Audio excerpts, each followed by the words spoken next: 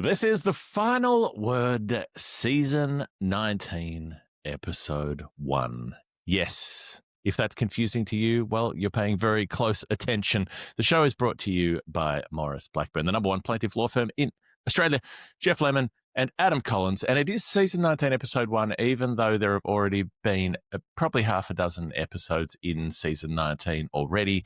This gets confusing, Adam, because we have strange conventions, which may just be a function of the fact that I'm far too invested in analytics and categories.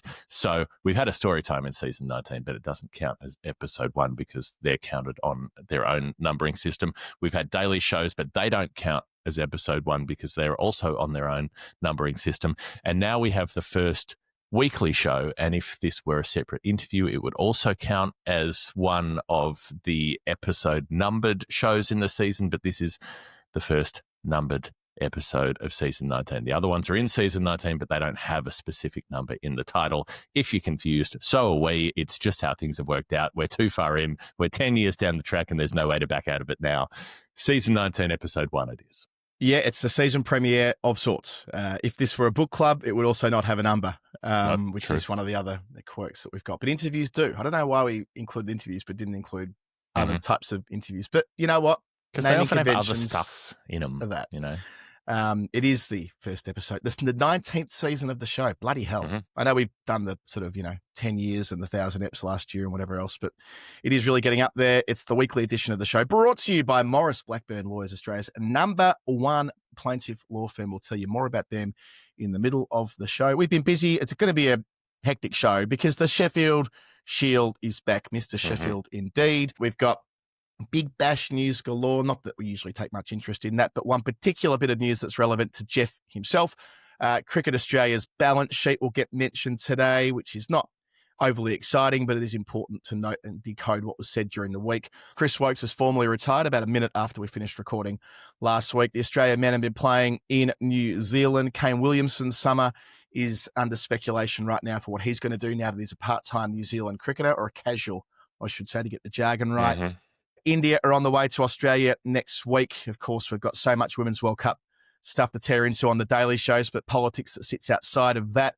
WNCL has started. USA Cricket's filed for bankruptcy. Nepal have beat the Windies. What else is there? Plenty more. I've just gone through the first segment, which will probably end up being the majority of the show. Women's World Cup, though, those dailies are going beautifully. So thank you, everybody who's not only listening to them, but sharing them on socials, and they're grateful that I think we're the only pod that's able to kind of go all in on this and go every day, and that ensemble cast that we've got, including people over at the World Cup and people doing it from home like us. But that's all thanks to Lacuna. That's been very well received as well.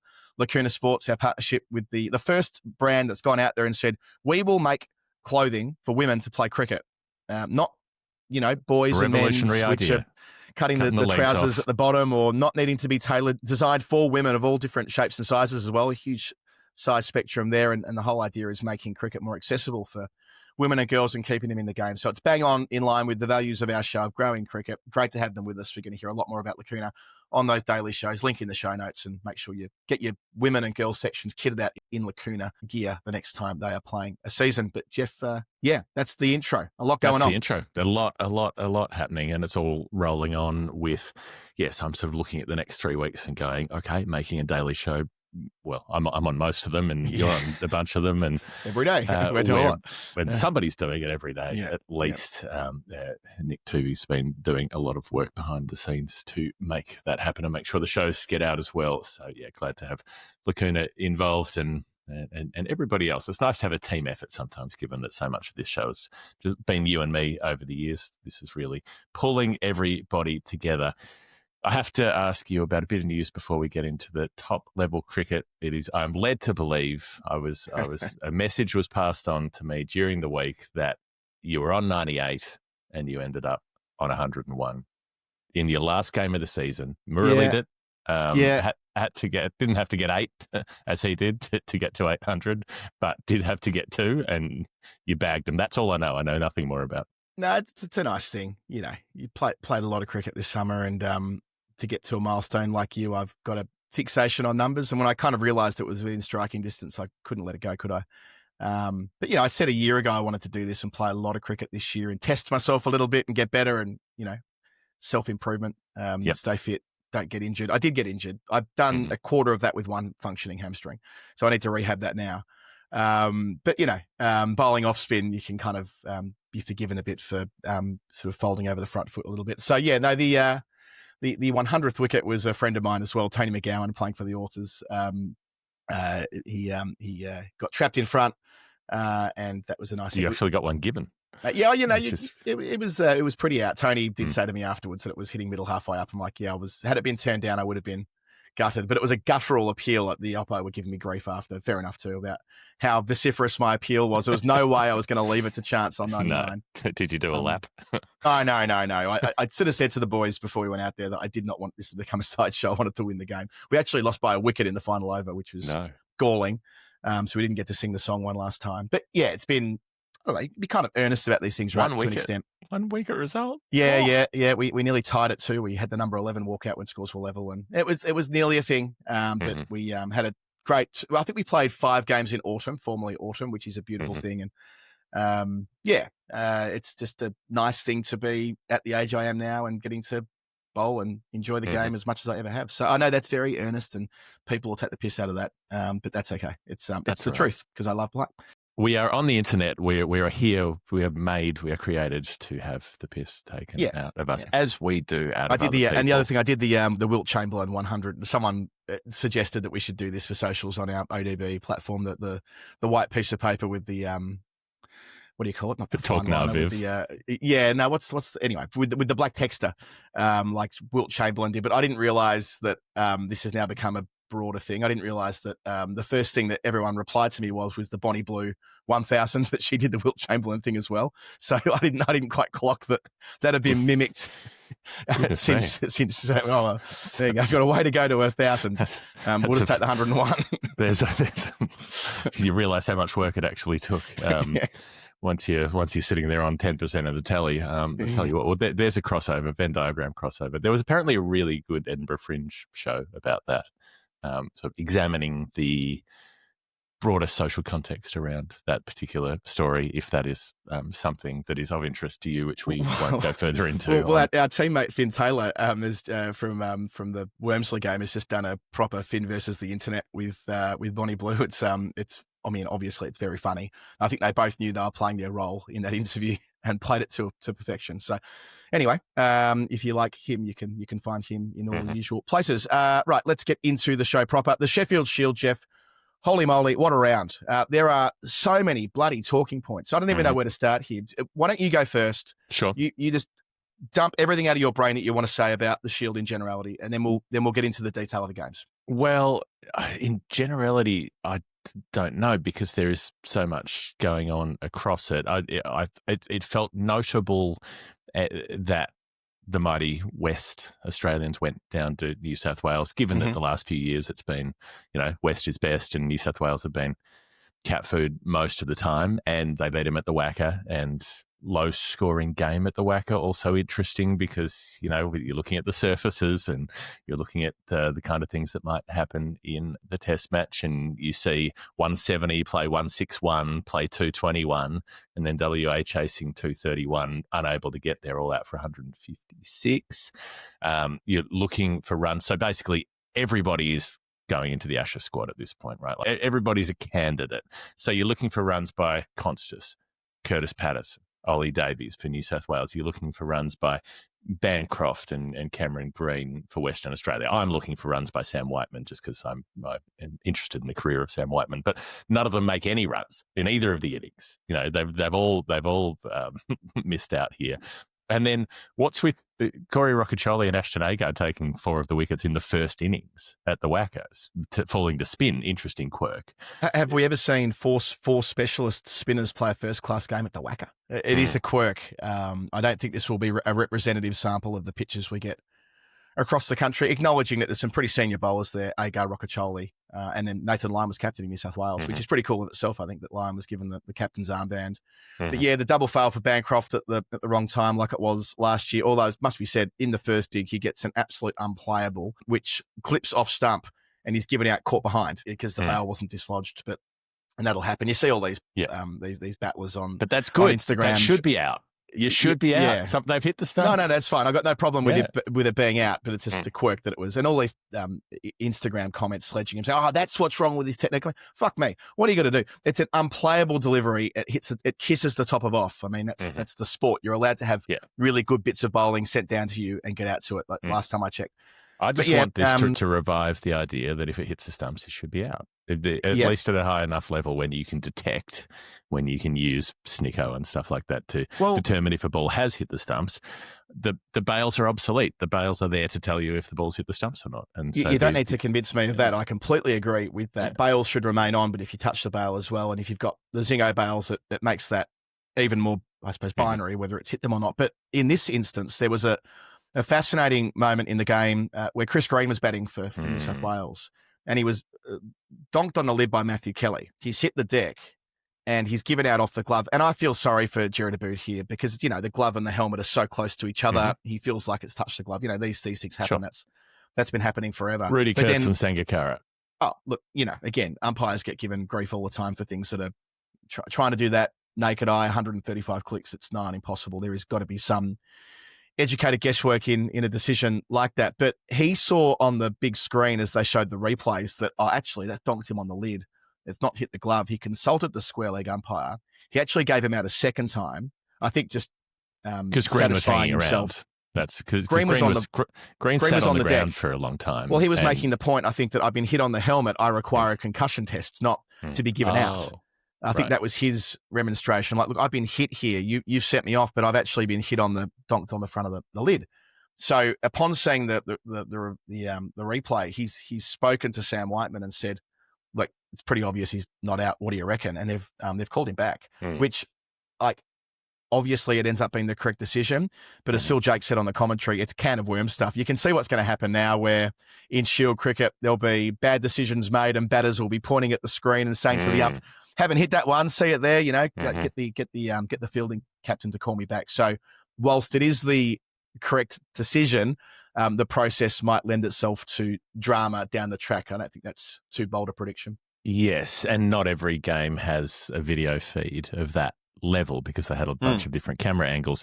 The first 2 or even 3 camera angles I thought were totally inconclusive. You could very much have loved it. And then there is could have been 2 noises, right? Yeah. Yeah. There's one that seems clearer, but it's still not completely crystal. I thought even watching it at home that it probably has missed the glove. But I mean, I can see why you give it out, right? There's a reasonable enough chance that he's gloved it at least through until that 4th replay or whatever it was from the side-on angle. So it is a designation of dissent if you point to a screen. Now, that's one of the things that a batter can get done for, is gesturing at a replay screen.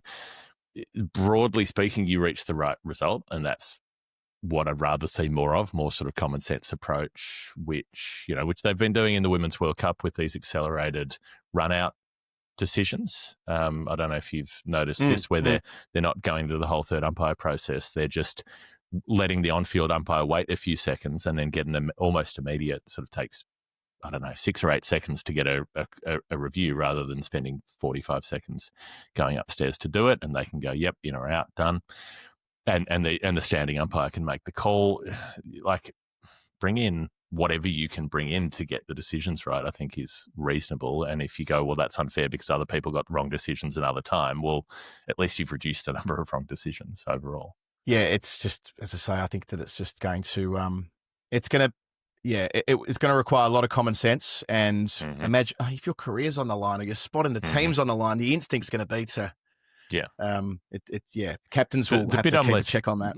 Less clear about his Green hanging around for as long as he did, because he sits there. I'm pretty sure it was. I'm pretty sure that was reasonable because of the concussion piece. Because ultimately there is a formal process. Yeah, like, you've just given me out, but hang on a minute, like, it's obviously donked me in the head. I need to do that bit anyway. So the game went on, and as you say, New South Wales end up doing a terrific job in chasing it down. William Zaltzman on his first class debut, making 72 down the list, the bowling all-rounder, but doing it with the bat, getting New South Wales to a credible something to bowl at, right? They ended up winning comfortably because they bowled out WA 74 short of their target, all out 156 the second time.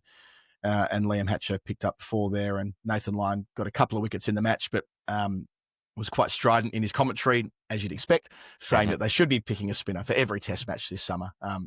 If he said anything other than that, that would be the news point. He's lobbying. He's lobbying hard. Yeah. Ahead of Perth to make sure he doesn't get left out. Some other bits and pieces from this game. Cameron Green got 2 starts, 19 and 34, I think it was. Took an absolutely screaming catch in the gully in the New South Wales second innings, as you'd expect.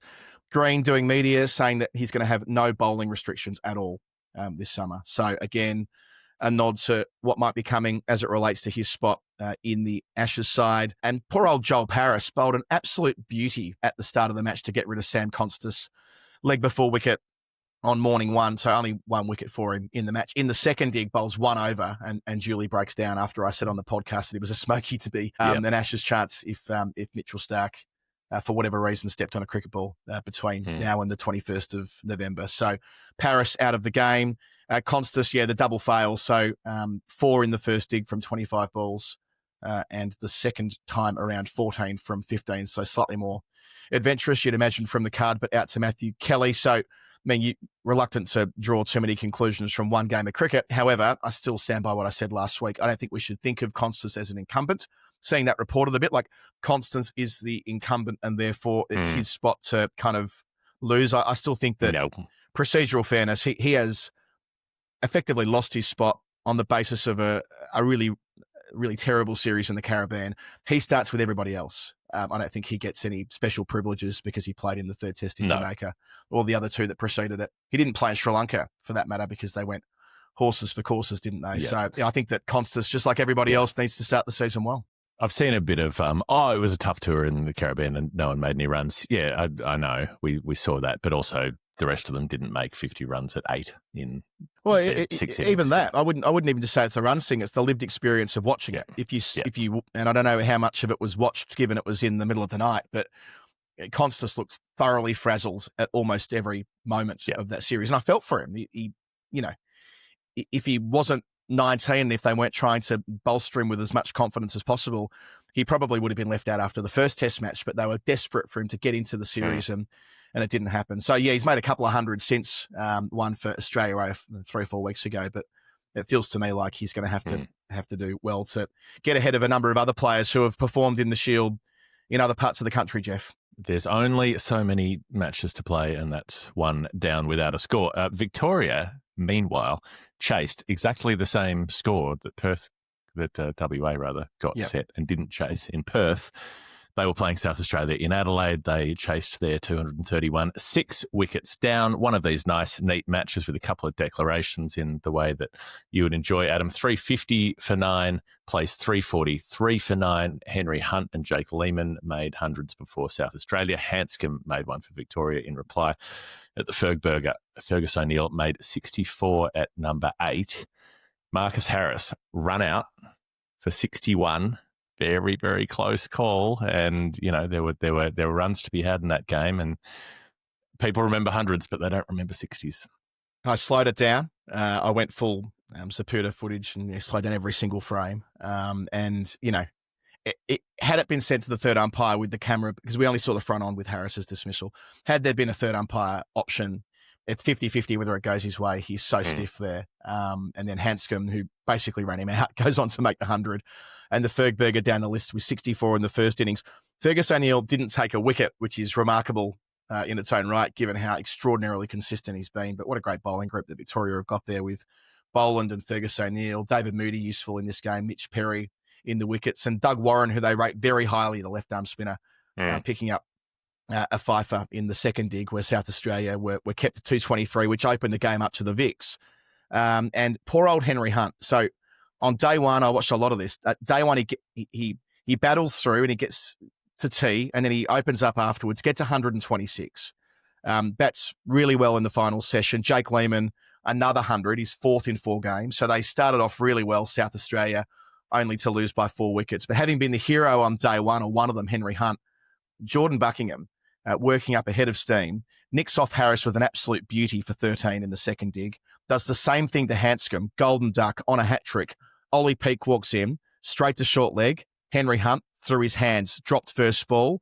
Ollie Peake, the match winner, 70 not out. So having been the guy who set up the game for South Australia, it was Henry Hunt who dropped the catch that almost certainly cost them victory. And Fergus O'Neill, 33 not out, batting with Ollie Peake to the victory target. So a really gutsy win from Victoria, sort of come from behind effort, considering where they were at stumps on day one. And no wickets for O'Neill, but 97 runs in the match for once out. That's the kind of thing that sits in your credit column as a bowler as well. The other bit that's interesting, we had Ryan Hadley in the WA game taking 5 for, and then we had Doug Warren for the Vicks taking 5 for. Hadley and Warren. We've got a real rugby league theme happening here. Not our strong point, but even I recognise those names. Go to the Gabba runs at the Gabba. Queensland made 612. The biggest part of this story being Marnus Labuschagne 160 that he made with George Bailey watching, which doesn't hurt. Matt Renshaw made 100 as well. Important for him. He's in the one-day squad, which is a bit odd, which is interesting. Good on him. He's been a very good player for Queensland in 50-over cricket. We ignore 50-over cricket domestically now due to the way that it's been kind of pushed to the corners of the season, and it doesn't get any real coverage the way that it used to when we were kids growing up. But, Renshaw has earned the right to vault into that one-day team. 100 here. He's opening the batting for Queensland, having done a bit of work in the middle order in the last few seasons.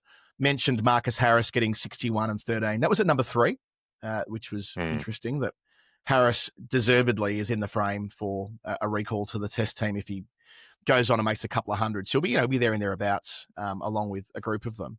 But it's Renshaw who's done the job here and got a century. Big opening partnership with Khawaja. They put on 137. They'll be encouraged by Khawaja getting 69 and getting into the season nice and early. And Labuschagne gets 160. Talked about that strip down approach that he's been trying to adopt since getting dropped from the Test team before the Caribbean series, and how much work he did in the nets there. You and I saw a lot of it. Scott Boland versus Marnus Labuschagne in the nets was occasionally better viewing than the Test series. So I was at the back watching them a lot. They were duking it out when they were both out of the Test 11 in Grenada. I don't know, maybe he's turned the corner. That's his 3rd century of the season. I know one of them was club cricket and one of them was one-day cricket, but still, he's making hundreds after a long period of time when he simply wasn't doing that anymore. So you'd think he's like, I'd be surprised if he doesn't play the first Test. I've got to say, I sort of feel like they've laid the foundation for it. One more score. Like basically, he's at the position where they want him to give. The selectors want him to give them an excuse to pick him, right? They want to give him. They want him to give reason to pick him because they'd rather pick him. Their most reliable, best performing team is one with him in it playing well, given what he's brought to that side over the last few years. So they reluctantly dropped him when he left them no real choice but to drop him, and they're keen to get him back in as soon as he shows that he's able to be picked. But this one helps. But if he goes blot the next few weeks, it's probably not enough. He's got to do something else. He's got to get another score of substance in there. But in this Tassie team, though, Bo Webster, so a poorly timed ankle niggle. It's not meant to be a serious injury. They expect he'll play the one-day game next week, so he'll be back soon enough. But just not having Webster on the card, he could have added some scoreboard pressure himself. Instead, Jake Weatherald, the Premier, Jay, got 67 in the first dig and added 57 in the second. Yeah. So not sort of like headline-grabbing numbers in a high-scoring game, but just laying a foundation under his season. A bit like Harris getting that 61 and Khawaja getting that 69. Just getting into the season is so important at the start of October so that you're not in a situation like Renshaw was 4 or 5 seasons ago and Cameron Bancroft last year where you can get 2 or 3 games in, be nowhere, and suddenly you're gone. So, and McSweeney suffered that fate in the first dig against Victoria as well, getting a 23-ball duck, you know what I mean? Like, you don't want to be that guy who has started badly. So Weatherald, who has been mentioned in dispatches, you could say, by selectors, getting away there and a century for the captain, Jordan Silk. But, defined by the 612 that Queensland made. And in the second innings, Tasmania got 317 for 7. But, of course, there was no chance of a result with not enough time left in the game. Well, not by the time it was done, but I'd like to draw your attention to one other performance by Nikhil Chowdhury. And he's an interesting case, right? Indian-born player, ended up playing for the Hurricanes. So he's played serious age group cricket in Punjab and is now making his way in Australian cricket and got this opportunity to turn out for Tassie. So while Queensland were piling up the runs, he bowls leg breaks. He took 5 for 108 across a long stint in that innings, which, you've got to show the temperament as a spinner to be able to weather those long days and at least take some reward out of it. And then perhaps more importantly, 76 not out at number 8. So, yeah, it was a draw and they were in the lead when it was called off, but they were still 5 runs behind when he joined Jake Doran, the wicketkeeper, and he batted 22 overs, Chowdhury, to make sure that he got them far enough into a lead that Queensland wouldn't have been able to chase it. Now, at that point, if you're the number 8 coming out and you get out cheaply and they can knock off the last bit of the tail in, say, the space of 10 overs, well, then they've got 10 or 12 overs to come out and throw the bat and run down the target. So he saved the game effectively with the bat after having done a job with the ball. Important contribution. Yep, absolutely. That's well said. And just on that, speaking of Australian cricketers of Indian extraction, before we go to the break, we really should mention Harjit Singh, right, from Sydney grade cricket, but could leapfrog them all, I tells you. Harjit Singh, the left-hander who played Aussie 19s a couple of years ago, got 100 against England when he was in that age group stuff. Well, for Western Suburbs, I'm sure everybody knows this already because it was the biggest story on Saturday in world cricket, I reckon, Jeff. Hit 35 sixes in a score of 314 from 141 balls against Sydney Cricket Club. It's the third highest score in Premier Cricket ever, behind Trumpers 335, the highest limited overs score in Australian first grade cricket ever. There's about 10 things that's the highest on, right? I won't rattle through all of them, but a huge response to him reaching 300, I was in that triple figures, a 300 with a 6. And we had a final word correspondent on the ground for that. Pat Rogers was there watching because his son, Matthew, was a batter for Sydney and he got 23 in reply. But, they got to 287 for 8 Sydney and still lost a 50-over game by 196 runs, which gives some indication of just how extraordinary this performance is from Harjit Singh. So he's not been in the New South Wales setup, Jeff. He's kind of found himself in the wilderness a little bit since finishing in age group cricket. And, well, this will make headlines. And I just want to say, Pat wrote a beautiful piece that you can access online talking about the ceremony before the game for people who'd passed in the winter. One of them was Bobby Simpson. Until this point, Bobby Simpson had the highest first grade score on this ground until in this particular game, Harjit Singh overtook it. And a bunch of other reference points there around that remarkable Trumper innings that we've spoken about on Storytime in the past when he hit 22 sixes at Redfern and they lost multiple balls and nearly had to get the game called off because of complaints in the community and this type of thing. So as ever, Pat's able to pull on the threads of history, but I love the fact that he was there for this moment in time that doubtless will be referred to for Harjit Singh for the rest of his, hopefully, long career. Well, the Trumper score is a fascinating one because, he hit 20-odd balls out of the ground, but they were counted as 5 rather than 6 at the time. So he probably should have about 20 runs added to his total if you want to, if you want to pro rata sort of match it up in terms of shot for shot. And also the quirk, I forgot this, but Pat put it in his piece where if you hit a 5, you had to change ends. Yeah, odd number. An odd number, yeah. So another quirk there from, over a century ago, but a sense of the history here, and who knows, what this might do for this young man. He'll be on the radar of doubtless big bash clubs in the short term, but can he vault into the New South Wales team? Get him in there. Can he leapfrog Shield cricket? Get him in there for Perth, Jeff. He looks Ashes a Bolter. powerful Here we go. Character. He's got get him in. Harjit as Ashes. Play him at 6. Let him swing away. We should take a break because it is that time. We have reached that time. Maurice Blackburn, Adam, tell us a tale about our friends at MBs who do the work. They do the work in the courtrooms. They do the work out of the courtrooms as well. A lot of being a lawyer is trying to stop things from getting to court in the first place because that gets more expensive and more difficult. So it's about trying to reach appropriate settlements before you have to take the last resort really is going to court. And a lot of what they do to try to represent working Australians is about getting a fair outcome before you need to take a trial.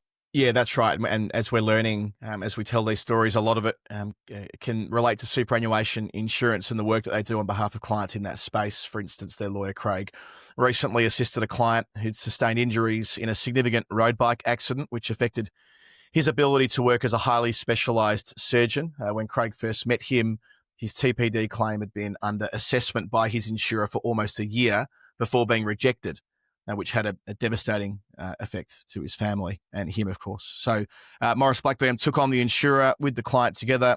They put forward further medical evidence and arguments, which eventually led to the acceptance of his claim.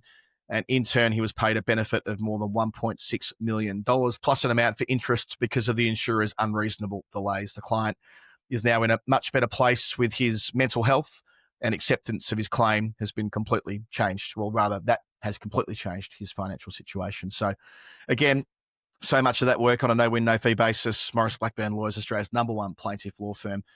We've started formally season 19, and Maurice Blackburn will be with us all the way through on these EPs, on the Ashes EPs as well. And they've been such a great partner to us, and we're very proud of our association. So if you are in need of legal support in Australia, they've got some of the best lawyers in the country working for them, not only in their myriad offices, but of course on the phone as well. So Google Maurice Blackburn or search it through the link in the show notes. Maurice Blackburn Lawyers are Australia's #1 plaintiff law firm. Back in a moment. It's the final word. It is season 19, episode 1. Stretch, get out of bed, that fresh new season feeling, and a fresh new story, Adam, that has me feeling pretty good about the world. The Melbourne Renegades going to Geelong, maybe. Get them to Geelong. Basically, we all know that Marvel Stadium's shithouse. We know Colonial Stadium was shithouse. We know the Telstra Dome was shithouse. We know that Etihad Stadium was shithouse. We know that it's been shithouse throughout. If you're not Eminem doing a concert or RMIT doing their 30,000 student graduations or whatever it is, no good for playing sport. No one wants to go there. The surface is dog shit. Death Valley Redux. It's a sand pit. You're up to your knees in it. And they couldn't get a game on there last year because who wanted to play there? You're gonna wreck your ankles. You're gonna wreck your knees. You can't have professional athletes running around out there on that junk.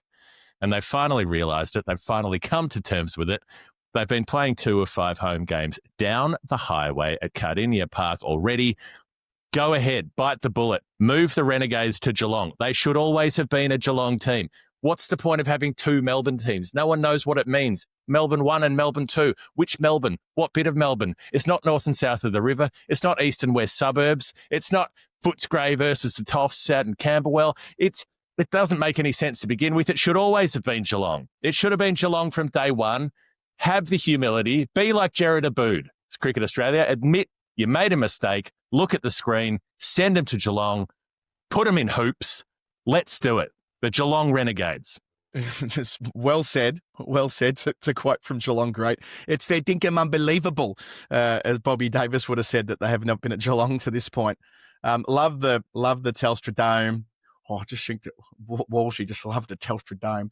Rest in peace, Robert Walls. Loved Under the Roof at the Telstra Dome.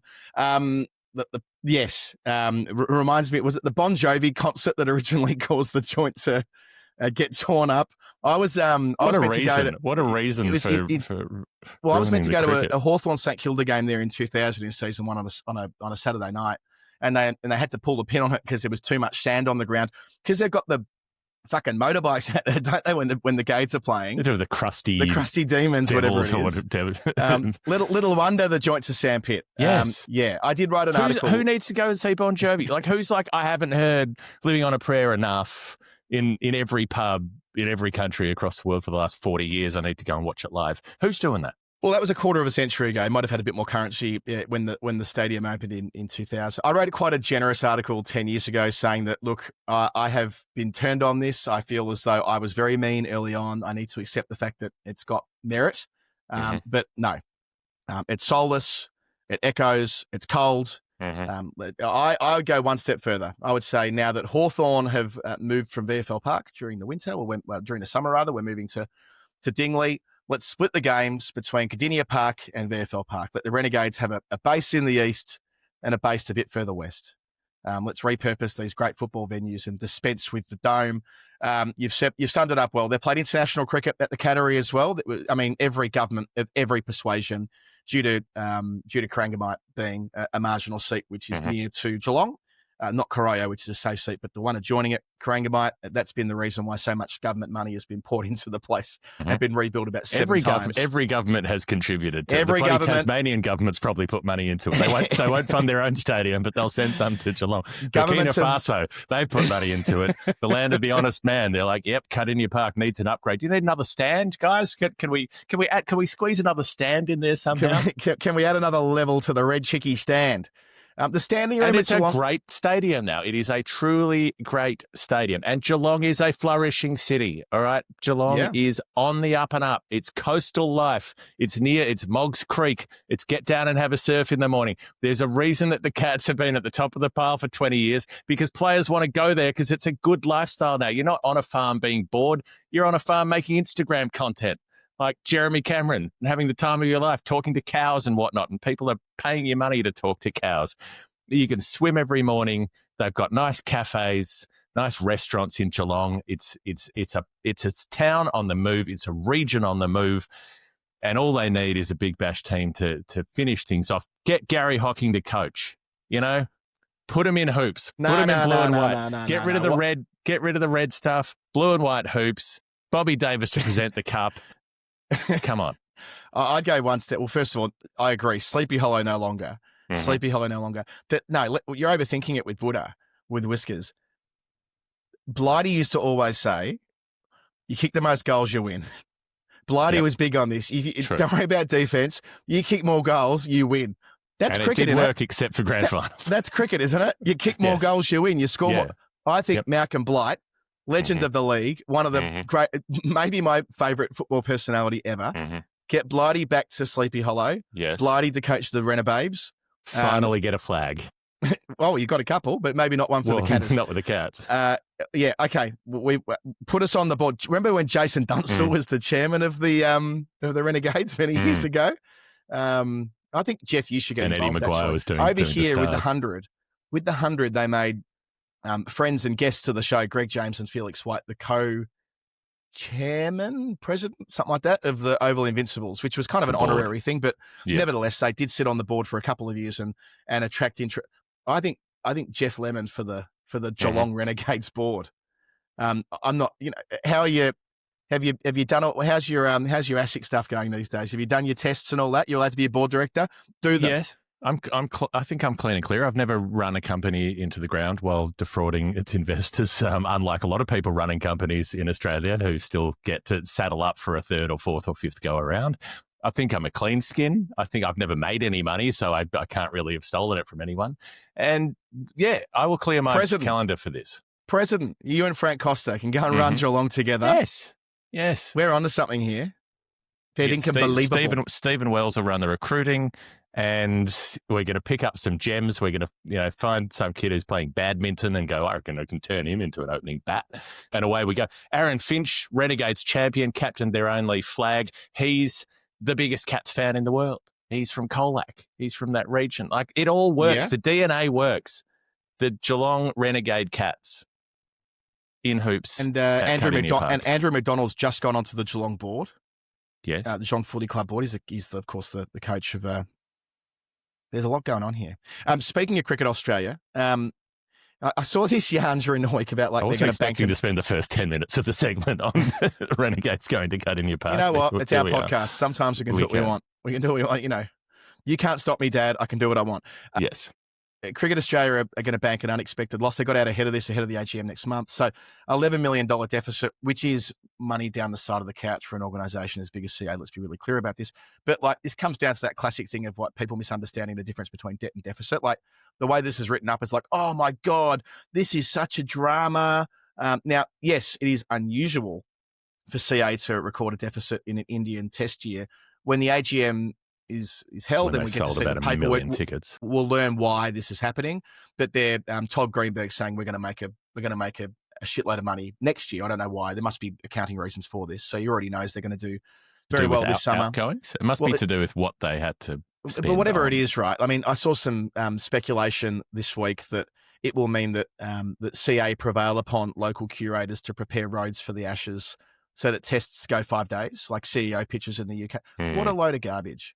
I mean, the idea that CA would put pressure on local ground staff to, especially when you consider what day 5 constitutes, which these days is like usually a gold coin donation. They've got to spend all that money to open the ground.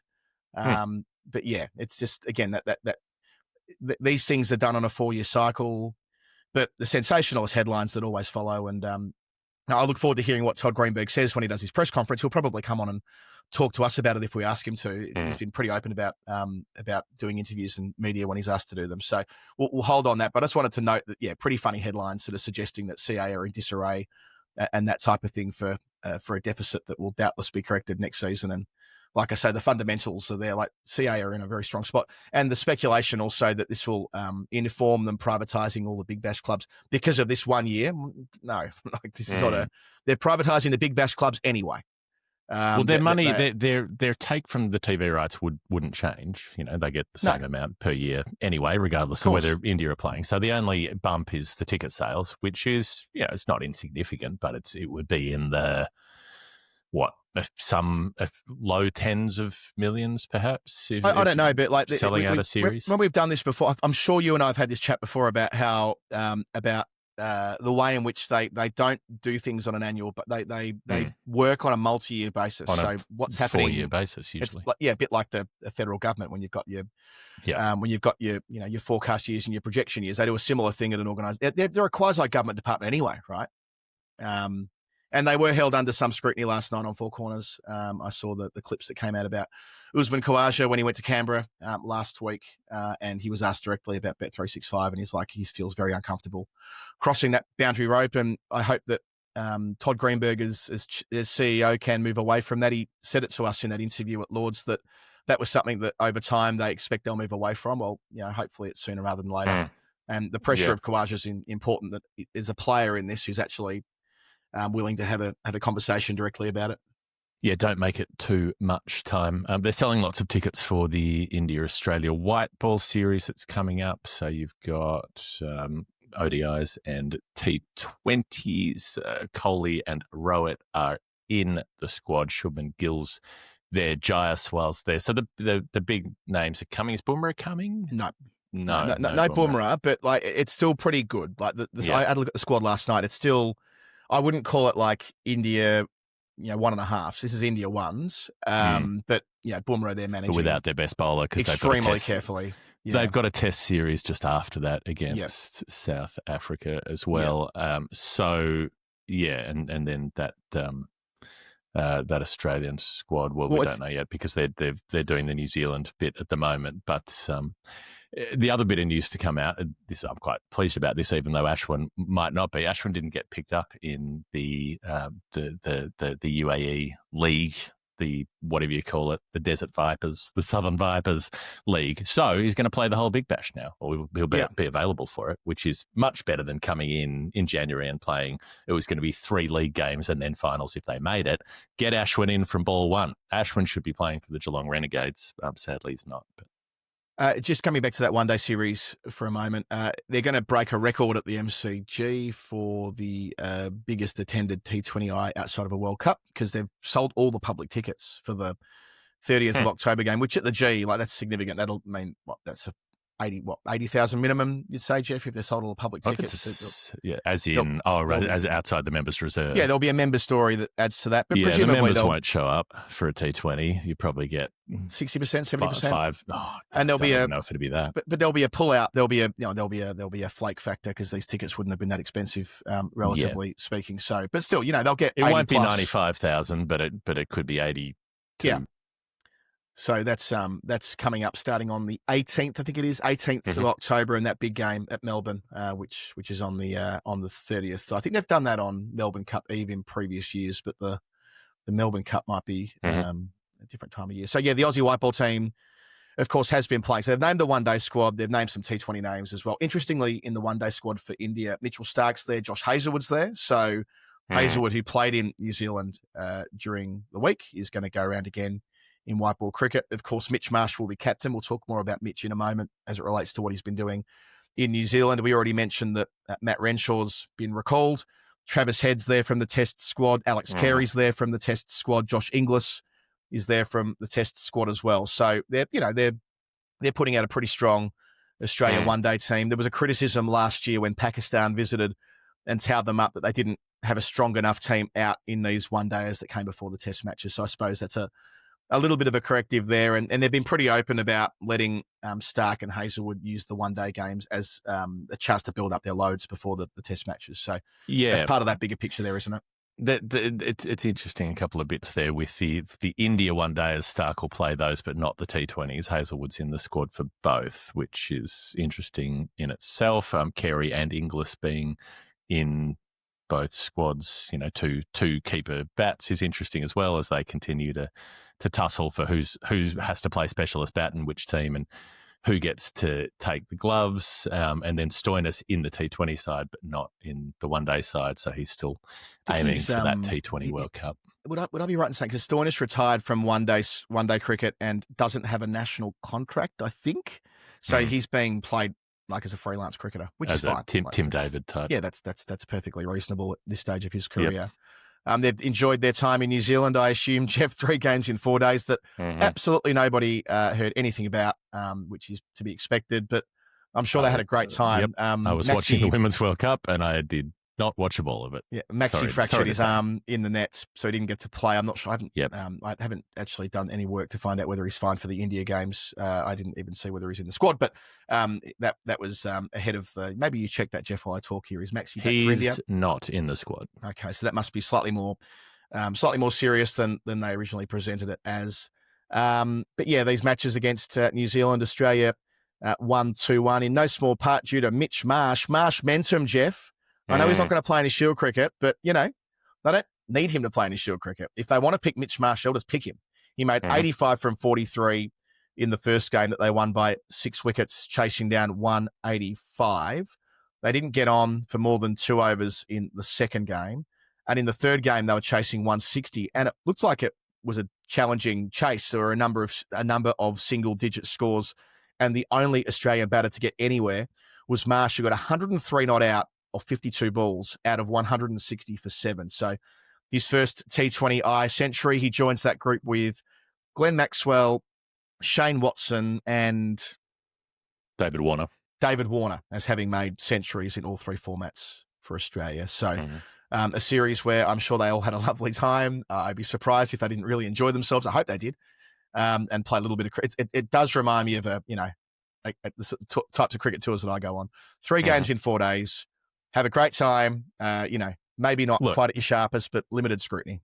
I think if we can follow like Damien Barrett's fundamental misunderstanding of the concept of sliding doors, if Labuschagne doesn't make any runs in the next few rounds, and if Green then bats at 3, then maybe Mitch Marsh comes in at 6 at Perth, because in a way, why wouldn't you? I guess my question is Mitch Marsh realistically going to bowl overs in Test cricket? I suppose he probably would. Cameron Green can. But Cameron Green can if he bats 3, I suppose. That does solve that. They don't want Green bowling too many overs at 3. Although McDonald was asked about this and said that they can manage when he bowls his overs in an innings if they need him to bat 3 in that time. But if you've got a situation where there is a spot, there is an opportunity, and having Mitchell Marsh walk in Perth against fast bowling, in an Ashes series where, he's got 3 Ashes hundreds. Mitchell Marsh playing in Perth, remember 181 when he absolutely took them down in 2017. I wouldn't be picking him for 5 tests, but I might be picking him for 1 just to see how it goes. Especially if at Perth they're going to play all the quicks and go shock and awe. There's no way England are playing a spinner at Perth. So if they're going to go shock and awe and try and blow Australia out. So. Well, I guess my point is I don't think Bashir is going to play at Perth anyway. I'd be surprised. They're going to go all out with their big, tall, brute, quick, Castle play, Tung will play, plus Wood and Archer, who are class, who obviously Wood and Archer bring more to the table than raw pace. I'm not pretending that that's the only trick in the bag, but still, Marsh has got a record of performing well against Mark Wood that day at Headingley, which will be thought of fondly forever. I don't think it's completely bonkers that they have got that in the back of their mind. And George Bailey made a comment along those lines when they announced their contract list back in May as well. So one to keep an eye on. That's If just if I say 8 years ago were listening to myself now, I would be very angry with myself. But if it happened, I wouldn't be upset this It's year. it's great. It's a great storyline. Great for us. Pretty much great for anyone who hangs around the Australian team that Mitch Marsh is around, right? Because you get to spend probably time with a nice person, and then we all have a and you get some better material in your Bound for Your Line interviews. Well, I was going to say you will get from Nathan. That's Lyon. a great point. You can guarantee I'll get him at least 2 times a Test match if he plays, because he's the best talker in the team and he's always great fun. And he's happy to do it. Always happy to do the interview. Just on New Zealand, I love that Jimmy Neesham was taking wickets for NZ in this series. Yep. Former guest and pal of us some time ago. Never retire. Please. Never explain, never apologise. Very royal family stuff. Be like Corey Anderson. Go play for the USA if you have to after this. Whatever it takes, keep going. Well, maybe Kane will. So this is an interesting little yarn from the week. So Rob Walter, new coach in New Zealand, saying that they're not really clear about what Kane Williamson's going to do this summer. So they've got Test matches coming up in November against the West Indies. He's been quite magnanimous. So the quote is, Kane, we're still in conversations as to what this summer is going to look like. I think the reality is we're dealing with all of the guys on casual contracts, actually in different positions. From a playing point of view, Kane is one of those that deserves the opportunity to sit and talk about what the rest of the year will look like. So it's pragmatic. He isn't contracted. He is one of these air quotes casual players. But is it reasonable that Williamson wouldn't have sort of indicated to Cricket New Zealand? I'm not sort of questioning his character or anything, but it feels quite late, doesn't it? It's the 7th of October at time of recording. If he's going to be part of their Test cricket this summer, they kind of would want to know, wouldn't they? Because if he's not, that will radically change the way they set up in a series they'll need to do well in. We know how important home series are in the World Test Championship, and they'll be expecting to win that, 2-0. Well, it's actually 3-0, actually. It's a 3-test series, and they'll need to get a foothold in that tournament. Without Williamson, they're a different team. I think it's reasonable if you're a player who's had a long career and you've given great service and all the rest of it to be able to pick a few things that you want to sit out of that aren't going to be as important. I think that's okay. I think it's okay to pull out of something if you really have to, if you're under some sort of strain and it's just not going to work. But that phrasing of, we're going to have some conversations. Yeah. But what do you mean you're going to? How hasn't it been done yet? How haven't you sat down before the season and why wouldn't you get out ahead of what's coming up? I think part of it might be logistics. He posted on Instagram the other day, great summer over here, because his wife's English and he lives here. He's playing for MCC. Middlesex. What's it called? London Spirit. London shows how plugged in I am. I can tell you that JL lost London Renegades. London Spirit. JL lost the coaching job when they finished 7th this year, the men, and he's been replaced by Andy Flower. A piece of news that I didn't that'll pick up the mood. On the show. Yeah, if anybody, if anybody thinks that things are a bit too serious and intense under Langer, it's good that they've got Andy Flower in. Yeah, he'll whip him into shape, boot camp style. So Williamson has been over here for most of the summer. That's fine, by the way. No biggie. Yeah, that's phone still works. Yeah, you can still text. The Facebook Messenger's still up and running. I would have thought the better answer Telegram to give is just to assert that he's going to play. Of course, Kane Williamson will be here for these really important home summer Test matches, and we'll work with everything else on a case-by-case basis. I still think it's entirely possible that Williamson plays the T20 World Cup, by the way. He's playing Blast over here. He's keeping a toe in the water. I'm not sure where he sits in New Zealand T20 pecking order, but you can see a world where he's still necessary for that if they pick him. So, that's the modern world that we're in now, that even the greats of the game are working in some ways on a part-time basis when they can get that kind of arrangement with their host board. Jeff, Women's World Cup, we've got the daily shows with all the information that you need. But for the 7th week in a row, I feel like we're obligated to at least briefly mention the goings-on between India and Pakistan, because they played the other day. The handshakes didn't happen. I didn't realize that Modi had tweeted after the final a reference to Operation Sindoor. Operation Sindoor on the games field, outcome the same. India wins. I mean, give me a spell, honestly. I mean, trying to compare directly cricket and war when you are the head of the government. I mean, gee whiz. What a child. It's just so absurd. And this is just normalized now, isn't it? It's kid gloves from everybody, because everybody wants to have a good relationship with India for economic reasons, and that's fine and that's important. I don't want to underplay the importance of that, and conversations happen in a different way at heads of government or heads of state level anyway. But like the fact that this is just normalized now and people just price in, oh yeah, he will just do things like that. It's like it's Trumpism essentially, isn't it? Mm-hmm. Yeah, Operation Sindoor was, I think it was the airstrikes campaign that, when they were having the few days of conflict that looked like it might escalate before things eventually settled back down again to some degree. But invoking that, you can't tell me that you're showing respect for the people who've been killed in this conflict, which is the the very earnest point that people keep bringing it back to. Well, we have to do this. We have to make these stands on the cricket field because we have to honour people who were killed. You can't tell me you're showing respect to them if you're then using those military operations in the same breath as talking about the cricket, and just using it to bang the drum of Indian triumphalism. It's grotesque. And so the handshakes didn't happen. I guess the one saving grace on all of this is that it just didn't turn into a complete shit show, which it could have.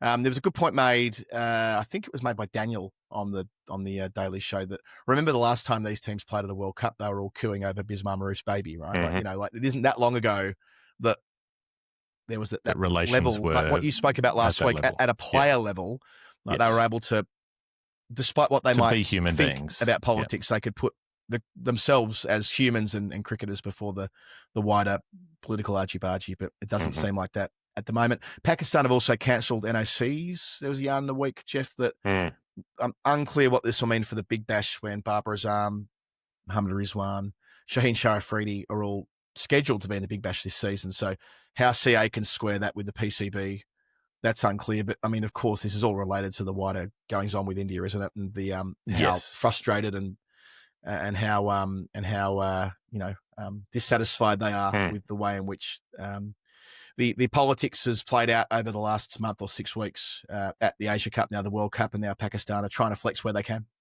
It's an odd one, but Pakistan Cricket Administration, as we've mentioned many times, is just an amateurish, bumbling disaster, and their relationships with their players are foremost in that. The various administrators, of which there have been dozens over the last few years, seem to be very keen to stay offside with their players as much as possible, and to frustrate them, to make them question whether they want to play for the country, and cutting off things like the ability to go and play in the Big Bash. And it has a knock-on effect for Cricket Australia as well, because they can't get big-name Indian players. It's been such a big deal to get Ashwin as a retired player to come and play in the BBL. And so that tranche of high-profile Pakistan players, that's one of the groups of star power international players that they can bring in.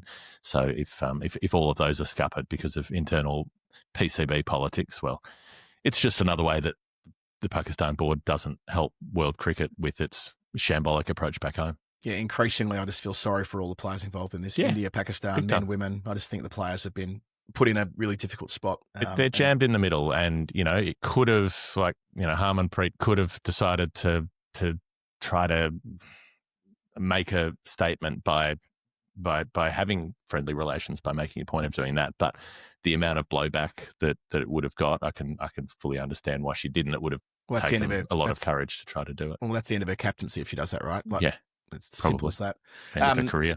Just a quick one on women's domestic cricket before we go to our last break today. The WNCL, the Women's Domestic 50 Over Comp in Australia, has begun in the last week. We're a few games in. We'll catch up on that next week when we're a few more games in. Queensland and New South Wales have won both of their fixtures. The Victorians and the West Australians have lost both of theirs. Everyone else is 1-1, with the exception of the ACT, who are yet to play. Jeff, we'll pause and we'll return. Quite a bit to come, including India's thumping victory over the West Indies. This is the final word. It's season 19. It's episode 1. Jeff, we have reached the start line. Not really. We are beginning moving towards the start line for another Lord's Taverners campaign in May next year. I'm not going to bang on about this every week, but I think that it's worth just noting to anyone who's in our audience and in our world that we will once again be running the Edinburgh Marathon Half Marathon 10K event on the latter bank holiday weekend in May 2026. It works out to be, I think, the 25th and 26th of May 2026, it'll be a massive effort with the Lord's Taverners. I mean, the remarkable work that they do. 75th year this year, 28,000 young people they've helped with their programs, endlessly inspired by the work they do. I'm going to the end of year presentation tonight at the Oval. Last year I went along to that and I was just thoroughly taken by these stories. It's the greatest motivator is actually seeing what happens day to day with the Taverners. And if you want to be part of that and set yourself a challenge for 2026, join us on the best weekend of the year in the final word world. It's an absolute delight being there with so many people who, love cricket and care about cricket, but just want to test themselves and do something they've never done before, whether it's running 10K, running a half marathon, or indeed a marathon. If you've done it many times before, then you understand that it's a wonderful thing to do anyway. Beautiful course, a weekend where Edinburgh is absolutely humming. And the job for you and me, Jeff, is to recruit at least 20 people who haven't done it before. We took 50 people this year, 50 people last year. I want to take at least 50 in 26, but I want 20 brand new people who've never done it before. Doesn't matter whether you've met me or Jeff or anyone else in the Final Word community in the past. There's no better way. Come up and spend a weekend with us and have the time of your life, cheering on other people and raising money, but having a great time in the process and doing something on behalf of a tremendous charity. And Edinburgh is a magnificent city. I was reminded of that during our cricket tour a few weeks ago. Every time I go there, I'm struck by the physical beauty of it, but also the vibe of it, the atmosphere. There's so many interesting pockets and interesting things going on. And the other thing I think we could do is for people who can't get there, and I know this has happened a little bit in the past where some people have done their own marathons elsewhere. What if we try to line it up so that anybody anywhere around the world could do their marathon, but at the same time? Now, I mean, that might mean doing it at a stupid time of night if you're on the other side of the planet, but that might be part of the fun. That might be part of the shtick. What if it's like a satellite marathon where if you're not someone who can practically be there, you can still participate and you can still help us.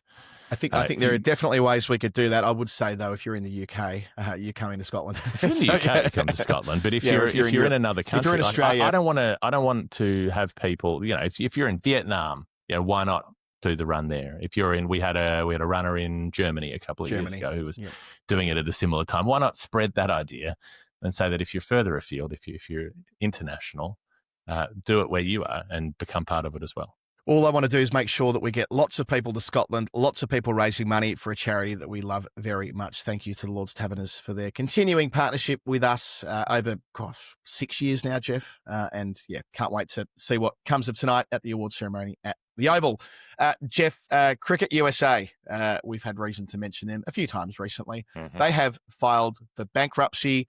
They are the first ICC member to ever do this. They did it voluntarily, which is always interesting when someone goes for voluntary bankruptcy. USAC are saying that was a necessary move to ensure the future of the game. It's to do with their reorganisation whilst they're suspended as an ICC member, which came last week. So, I mean, this make a bunch of money increases from the T20 World Cup. Wasn't that supposed to be?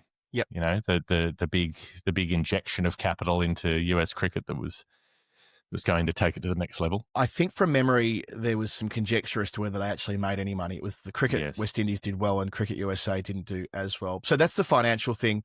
ICC, I would say this just increases the pressure on ICC as it relates to making sure that the Olympic Games in LA and cricket's involvement aren't compromised. I can't really see a world where it will be, but it might be. You can see a world where the organising committee go, right, so the local organising body who are in charge, at least for the game in this nation, are bankrupt and aren't a member of the International Federation anymore. I can see a world where the organising committee say, they've got enough time, they yank it. I don't think it'll happen, but it's not outside the realms of possibility.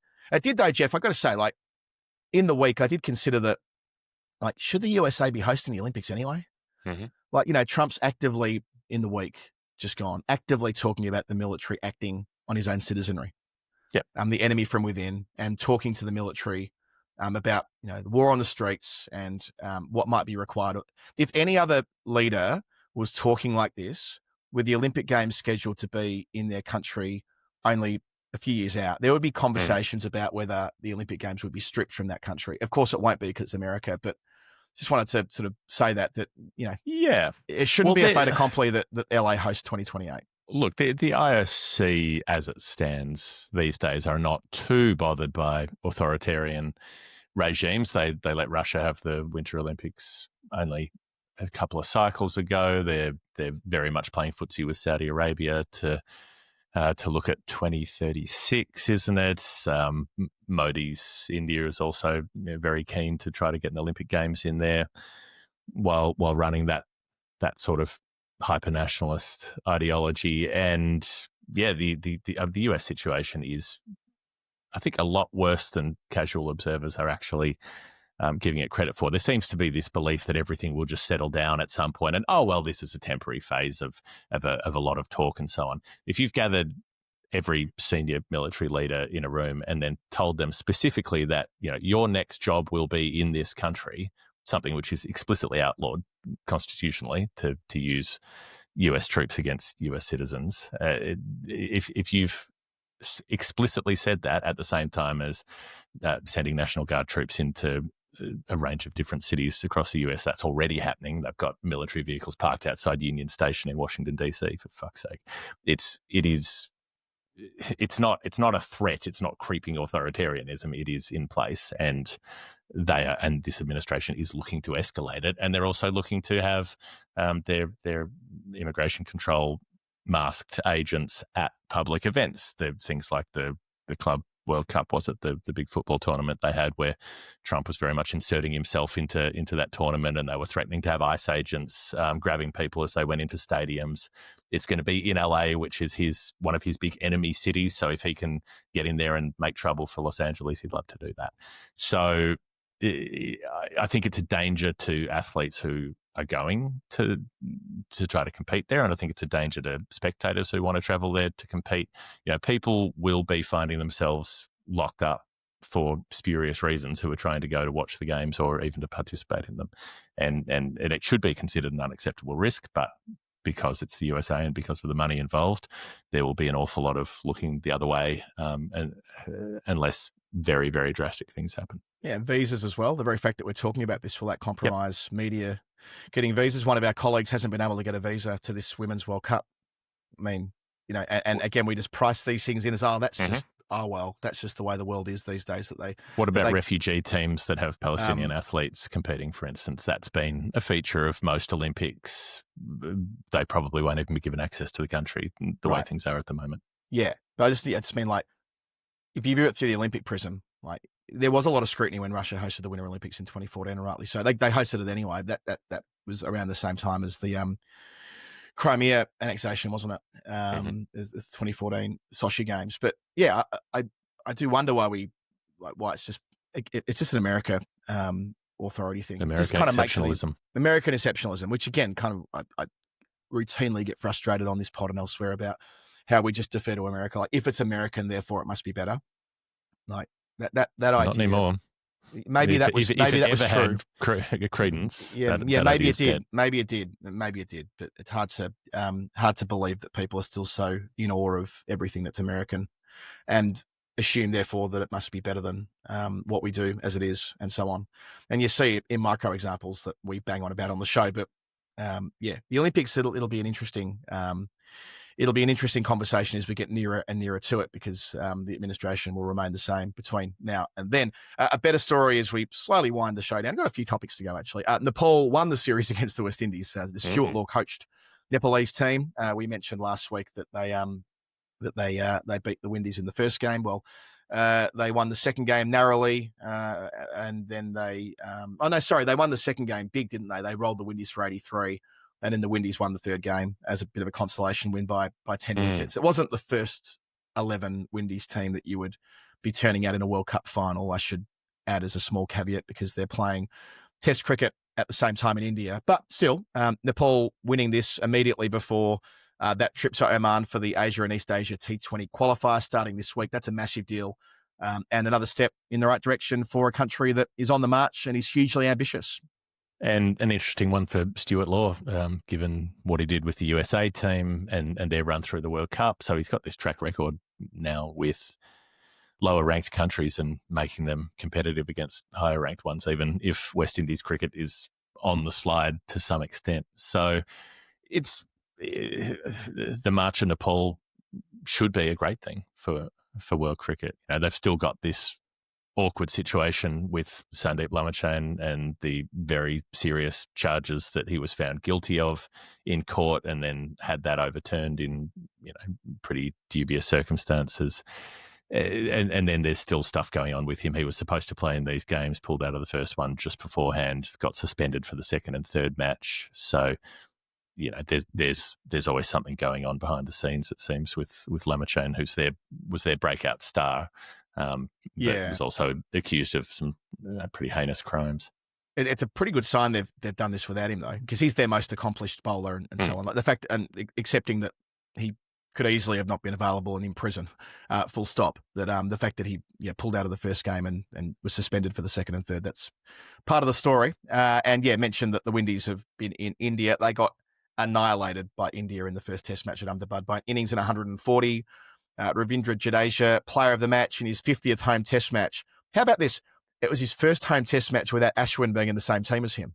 So he's played all 49 to this point. He's been spin twinning with the great Ash, but Jadeja got a century. He's sixth in Test cricket. He's on the cusp of 4,000 runs and 300 wickets, doing that double. He's 10 runs away from completing both, which would make him the fourth Test cricketer to that mark. And as was noted during the week, he's a decent chance of joining Kapil Dev as the only player to get 5,000 Test runs and 400 Test wickets, I think. Well, I can't see any scenario where Jadeja stops playing Test cricket, within his next 80-odd Test wickets, and he's batting better than ever. So, that'll be one to watch for the statos out there. But the Windies were rolled for 162. Siraj 4 for the first time and 146 the second time, with Jadeja 4, in addition to the 100 that he made between times where they got 448 for 5 declared. Dhruv Jurel, his maiden Test century, 125, and KL Rahul, who's been in great nick, got 100 earlier in that innings before Jadeja's 104 not out. The second Test beginning in Delhi later this week. So not a particularly high-profile series, but from India's perspective, they dropped matches plural against New Zealand at home last year. They've got to make sure they bank those World Test Championship points early in the cycle and give themselves a chance for making the big one at Lord's in a couple of years. And every Test career contains the bits where you can pad the stats a little, but you've still got to be able to do it, which those players were able to. West Indies, pretty grim. 38 from Alec Athanase was the highest score in the Test match. Did you see that graphic? Did you see that graphic on social media showing that West Indies team's batting averages in this match? Like it's heartbreaking. It's heartbreaking looking down the list of the Windies 11 that played. It was their test averages. So, of course, that's skewed by having had a shocker against Australia. But it doesn't matter. It's like you've never seen anything quite like it, sadly. And, of course, losing Brathwaite as the one player who did have that international pedigree when he was finished. Obviously, he was done. But still, having retired recently, just adds to the degree of difficulty. And not having someone like Jason Holder, who has been an experienced Test cricketer, he was overplaying in that series against Nepal, and there are other examples as well of where they don't get the chance to be at their strongest. But it's an ongoing nightmare for West Indian cricket, how badly they perform at Test level. And it might be an approachable level of challenge perhaps for South Africa. It'll be more spin heavy wickets, you would imagine. Lahore and Rawalpindi, they're going to play Pakistan in 2 Test matches. That's their first World Test Championship bout. So they played the Zimbabwe. They had that contest, but that wasn't within the WTC confines. So South Africa, to try to defend their title, this is a tough start to go to Pakistan and play there, no matter how shambolic the administration domestically might be. Yeah, the chance to watch Noman Ali and Sarfraz Khan back in tandem again as they went through England last year. You don't really see them unless Pakistan are playing at home, do you? They took 29 of the 31 wickets between them at Lahore and Rawalpindi last year when England were visiting. So looking forward to seeing South Africa face that challenge. Aiden Markram trying to get South Africa back on the board again and moving in the right direction. So, that's a really nice, tasty series to start both of their respective World Test Championship campaigns for the new cycle. I think that's it. I think that's our show. we've reached the end of the first episode, officially, formally, of season 19. It's been the final word. If you've been listening, if you've enjoyed what we're doing in this tour around the world, we would love you to support the show. Patreon.com, patreon.com/the final word. That's where you can get involved with our online community, all of the other extra bits and pieces that we're doing, the final word matches that we're playing. We've got games in Melbourne and Sydney in this summer coming up. We play games in England and Scotland as well. And who knows, maybe further afield, maybe we'll try to organise a final word 11 on tour sometime if we can pull together the cattle at some point. There's a lot to be involved with, and it'd be nice to have your company because that's how we're able to do full coverage of, say, the Women's World Cup and then head to Australia for 10 weeks and do the full Ashes series, and then we'll be on into 2026, which is coming up faster than any of us would like. Yep, we've got the 14th of December game against the Reds all locked in. I think we've got most of the team locked in as well, but make sure you've got that in the calendar. It's going to be a great day. And the 25th at Bears Grove, our Sydney game. So we'll be wearing the gold caps, which look good with the final word badge on the front. And yeah, Patreon,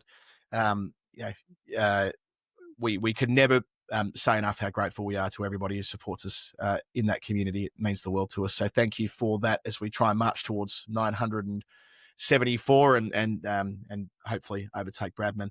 And also, as I've been mentioning on the programs recently, if you want to sponsor us through the Ashes and become one of our partners, the way that Lacuna have recently, the way that Maurice Blackburn have in such a dedicated way over the last couple of years, and many other organisations across the span of the time that we've been making this podcast, Adam at finalwordcricket.com. This is the perfect time to get in touch with me.